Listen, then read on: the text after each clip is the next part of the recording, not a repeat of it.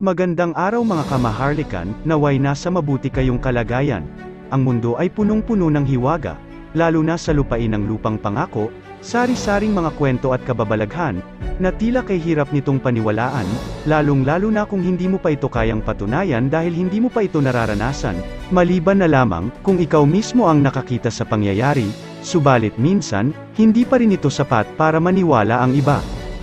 Ang ating tatalakayin sa araw na ito ay patungkol kay Dr. Jose Rizal. Sino nga ba talaga si Dr. Jose Rizal?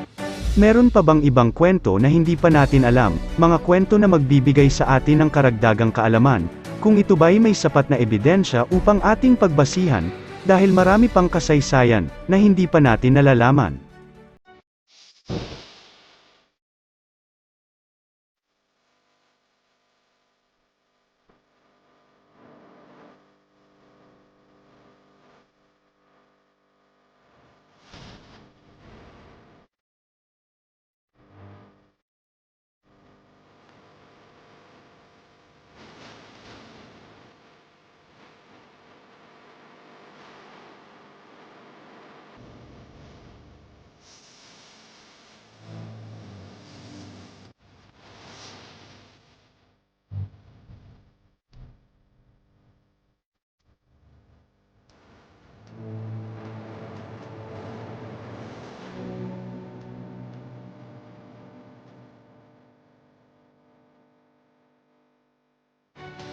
Makikita sa bawat larawan, ang mga kuha mula sa iba't ibang bansa, iba't ibang mga rebulto ni Dr. Jose Rizal, ibig sabihin lamang nito, ay hindi basta ordinaryong tao si Dr. Jose Rizal, dahil ang bawat rebulto na itinayo, ay nag-iwan ng malaking alaala sa bawat bansa nito. Kung kaya't sari-saring mga katanungan ang nabuo patungkol dito, bukod pa sa katalinuhan niyang taglay, mga iba't ibang lengguwahe na kayang niyang gamitin, isa din sa nabuong katanungan, nung araw nang siya ay hatulan ng kamatayan sa Bagong Bayan, meron nakapagsabi, na hindi raw siya namatay, ibig sabihin, buhay pa daw si Dr. Jose Rizal. Buhay nga ba talaga si Dr. Jose Rizal?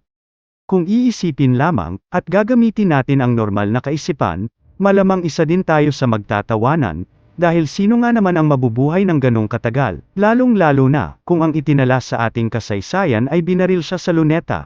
Kaya't mahirap isipin, na mabubuhay pa siya sa ganong kalagayan, kung hindi man siya ang tao na iyon. Gaya ng nababalitaan, ibang tao daw ang namatay. Kung magkatotoo man ito, ilang taon na kaya siya ngayon? Subalit, kung ang matalas na isip ang ipapairal, balikan ang mga nakaraang kasaysayan, sino ba ang nabuhay ng masigit pa sa ganong katagal?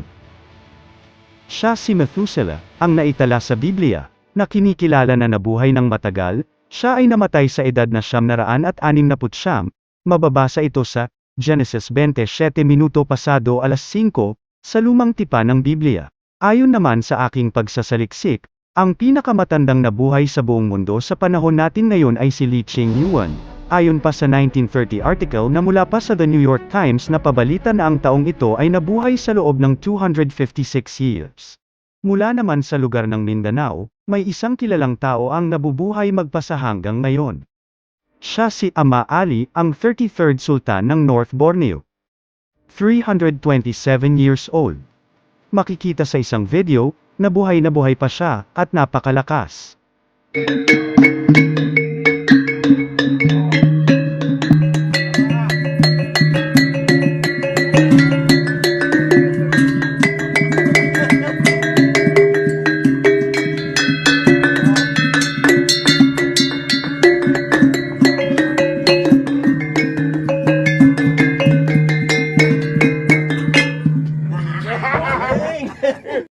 Gayunpaman, kayo na ang baalang humusga, patungkol sa mga hindi maipaliwanag na mga edad, na posible palang pwedeng mangyari sa kasalukuyang henerasyon.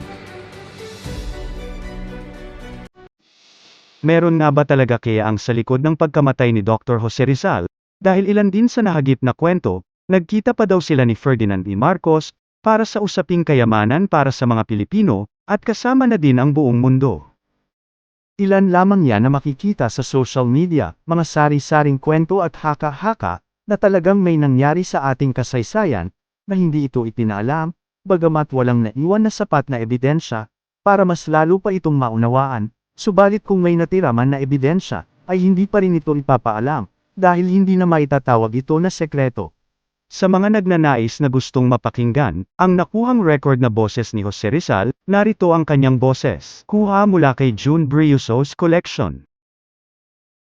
Adiós, patria dorada, ración del sol querida, perla del mar de oriente, nuestro perdido Edén. A darte voy alegre la triste mustia vida. Si fuera más brillante, más fresca, más florida, también por ti la diera por tu bien. Gayunpaman, totoo man itong kanyang boses or hindi, isang malaking pagkakataon pa rin na marinig ang boses ni Dr. Jose Rizal, kung ito ay magkatotoo man. Ngunit, may isa pang malaking katanungan ang hindi pa nasasagot sa kwento, patungkol sa katanungan na, sino nga ba talaga si Dr. Jose Rizal? Dahil ang kasagutan na yun, ay malalaman sa susunod na videos na ating tatalakayin.